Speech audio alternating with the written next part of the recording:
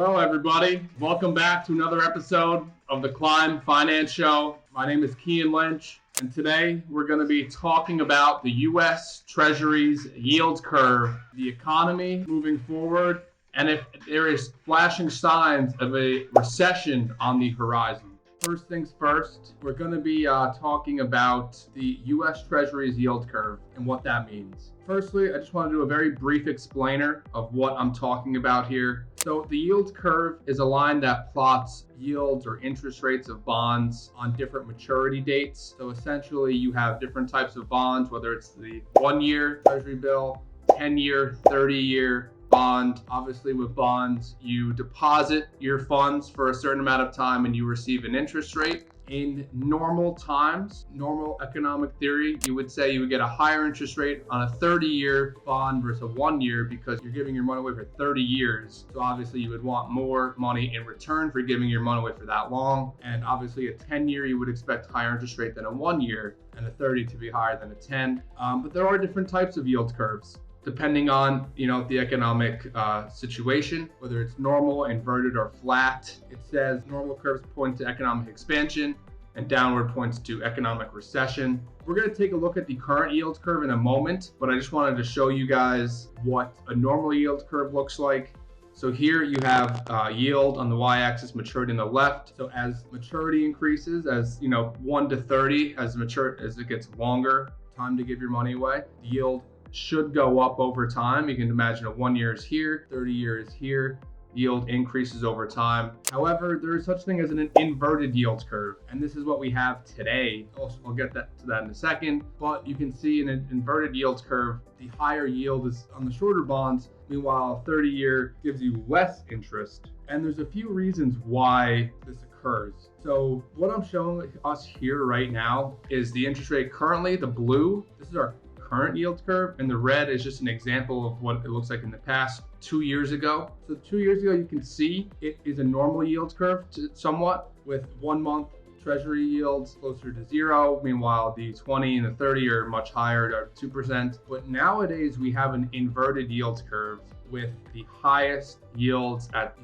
shorter bonds, the lower yields being the 10-year and the 30-year. So there's a few reasons why this occurs. First and foremost, it means that investors expect interest rates to be lower in the future. They're essentially saying that they expect the Federal Reserve to decrease interest rates in the future, and that's why they're willing to accept a lower yield for when they purchase these bonds. Essentially what they're saying is they think interest rates will be lower in the future because there is a recession headed our way, and that's why in the 1 or 2 years it starts to drop off. But something interesting is happening in the past 2 weeks. The yield curves start to what they call un-invert, which essentially means that it's going back to a normal situation.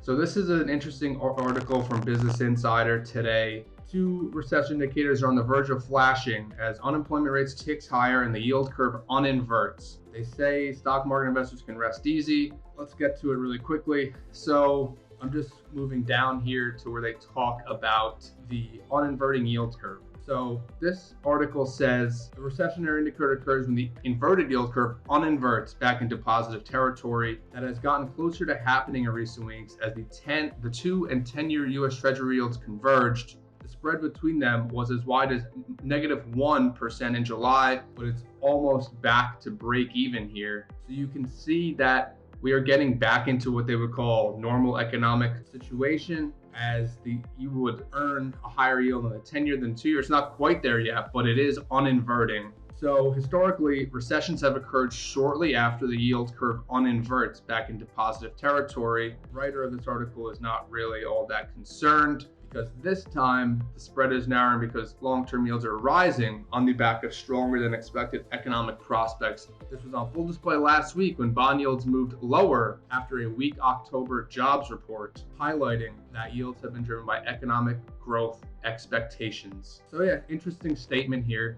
They're saying a weak jobs report is showing positive economic growth expectations. Interestingly enough, I'm not so sold on this myself. However, all in all, the potential flashing these recession might not be enough to knock down the stock market and broader economy. Increasing labor supply and solid economic growth are the driving factors behind the indicators, not economic weakness. This is a chart I just wanted to look at very briefly. These are moments over the last 50 years in which the yield curve has un-inverts. This is found on Twitter or x.com. And you can see the moments where the yield curve un-inverts, and each time, these shaded areas are recessions. So each time there's an un-inversion, a recession follows shortly after. So this isn't exactly a bullish sign. I know Business Insider article, the un-inversion is due to economic strength, not weakness, which means a recession might not be on the horizon. However, it's not so certain. So I think that there is enough cause for concern for a potential recession on the near horizon. But what do you think? Let me know in the comments below. Thank you for tuning in today and have a great day.